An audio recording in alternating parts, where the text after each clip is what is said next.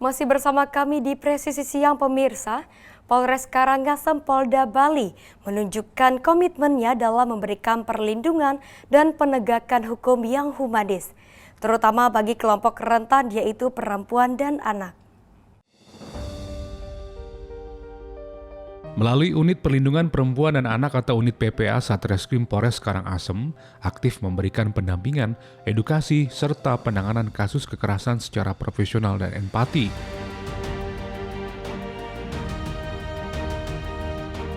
Polri siap mendampingi setiap korban dan memberikan rasa aman. Polri mengimbau agar jangan takut untuk melapor karena perlindungan adalah hak setiap warga.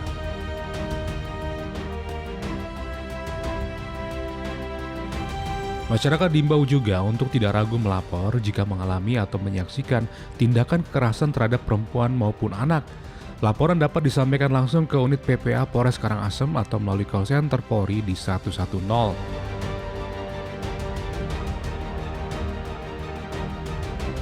Dari tim Humas Polres Karangasem Polda Bali melaporkan untuk Polri TV. Poluan Polres Probolinggo menggelar kegiatan bakti kesehatan donor darah di kantor PMI Kabupaten Probolinggo pada hari Kamis. Kegiatan donor darah dalam rangka menyambut hari jadi ke-77 Poluan Republik Indonesia yang diikuti 19 poluan Polres Probolinggo. Kasih Humas Polres Probolinggo Ibtu Merdania Pravita Santi menyampaikan bahwa aksi donor darah ini bukan hanya untuk memeriahkan hari jadi ke-77 Poluan RI, tetapi juga sebagai bentuk kepedulian Polri terhadap kebutuhan masyarakat. Dalam keterangan tertulis, Ibtu Vita menyebut bahwa Polri hadir tidak hanya sebagai pelindung, pengayom, dan pelayan masyarakat, tetapi juga berperan aktif dalam kegiatan sosial dan kemanusiaan. Dengan semangat kebersamaan, kegiatan donor darah ini menjadi bukti nyata bahwa perayaan hari jadi ke-77 Poluan RI tidak hanya sekedar seremoni, tetapi juga momentum untuk berbagi kepedulian bagi sesama. Polda Jawa Barat mengungkap kasus tindak pidana penyebaran rasa permusuhan melalui media sosial usai aksi unjuk rasa di gedung DPRD Jabar pada 29 Agustus 2025. Sebanyak 11 orang ditetapkan sebagai tersangka atas perannya dalam peracikan bom Molotov, penyebaran video provokatif hingga konten ujaran kebencian terhadap aparat kepolisian. Kabid Humas Polda Jabar Kombes Pol Hendra Rohmawan menjelaskan bahwa kasus ini terungkap setelah sejumlah laporan polisi masuk pada 2 hingga 3 September 2025.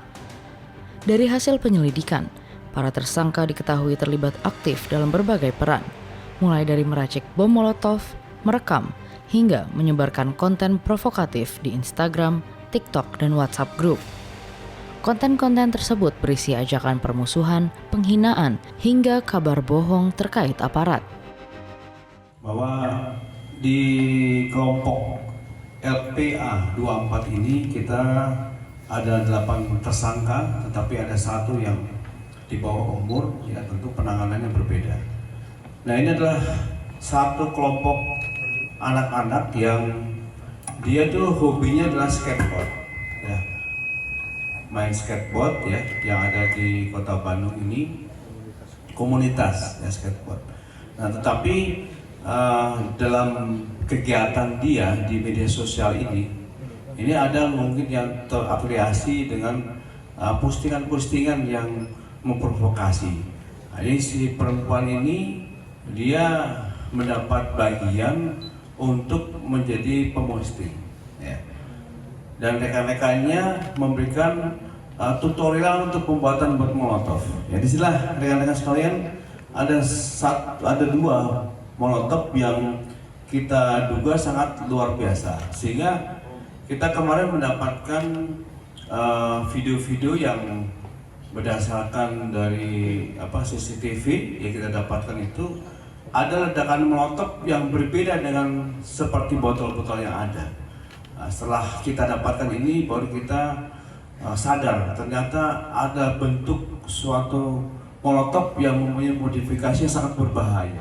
Tidak hanya memposting video pelemparan molotov ke gedung DPRD Jabar, para tersangka juga melakukan siaran langsung di media sosial dengan seruan provokatif. Beberapa di antaranya bahkan membakar bendera merah putih dan mengunggah narasi bernuansa ujaran kebencian terhadap aparat kepolisian. Dari tangan para tersangka, polisi mengamankan sejumlah barang bukti.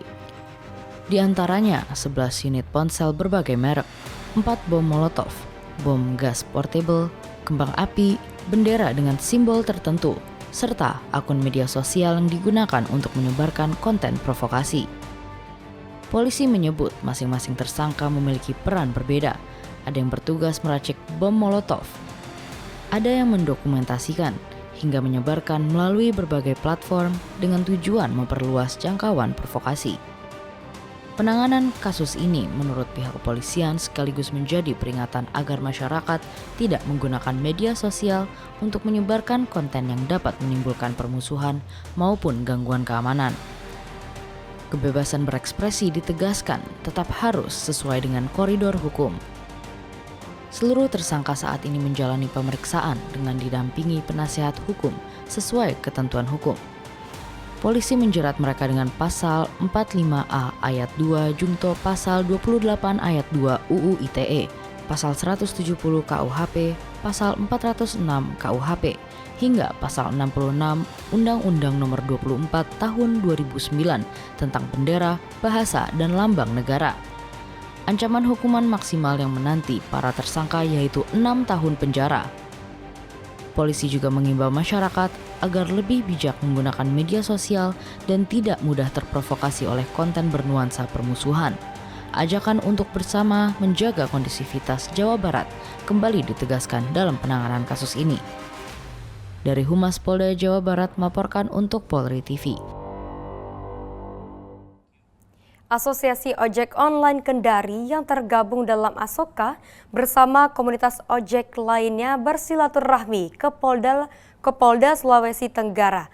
Kehadiran mereka disambut langsung oleh Kapolda Sulawesi Tenggara, yakni Irjen Pol Didik Agung Wijaknarko.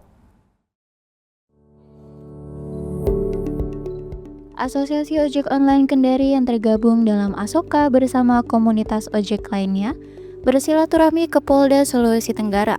Kehadiran mereka disebut langsung oleh Kapolda Sulawesi Tenggara yaitu Irjen Pol Didik Agung Wijaknarko bersama Gubernur Sultra Andi Sumanggeruka dan Rem 143 HLO Brigjen TNI Raden Wahyu Sugiarto dan Lanal Kendari Kolonel Laut P. Dedi Wardana serta Ketua DPRD Sulawesi Tenggara Laode Tarial. Kapolda Sulawesi Tenggara mengucapkan selamat datang dan berterima kasih kepada masyarakat serta rekan-rekan ojek online yang telah menyampaikan aspirasinya dengan baik dan tertib. Pada kesempatan itu, perwakilan ojek online mengungkapkan rasa bersyukur dan terima kasih kepada Kapolda Sulawesi Tenggara yang sudah menerima kehadiran mereka untuk bersilaturahmi di Polda Sulawesi Tenggara. Perwakilan ojek online juga berterima kasih kepada segenap personel Polri dan TNI yang telah memberikan pelayanan pengamanan saat mereka menyuarakan aspirasi melalui aksi solidaritas beberapa waktu lalu di Mapolda Sulawesi Tenggara, sehingga berjalan dengan damai dan secara umum anggota komunitas ojek online menyampaikan aspirasinya secara langsung kepada Kapolda. Ya, terima kasih Bapak Gubernur yang sudah menerima kami. Sekali lagi kami ojol mengapresiasi Bapak Gubernur, Kapolda, Danrem, Ketua DPR dan semua pimpinan. Semoga silaturahmi tetap terjalin Bapak Gubernur, Bapak Kapolda, dan Meminta jaminan keamanan dari kepolisian dikarenakan tidak sedikit dari pengemudi ojek online yang pulang hingga larut malam dan rawan akan potensi kejahatan dan bertemu pelaku kriminal seperti begal. Dari Humas Polda Sulawesi Tenggara melaporkan untuk Polri TV. Pemirsa, Presisi Siang akan segera kembali, tetaplah bersama kami.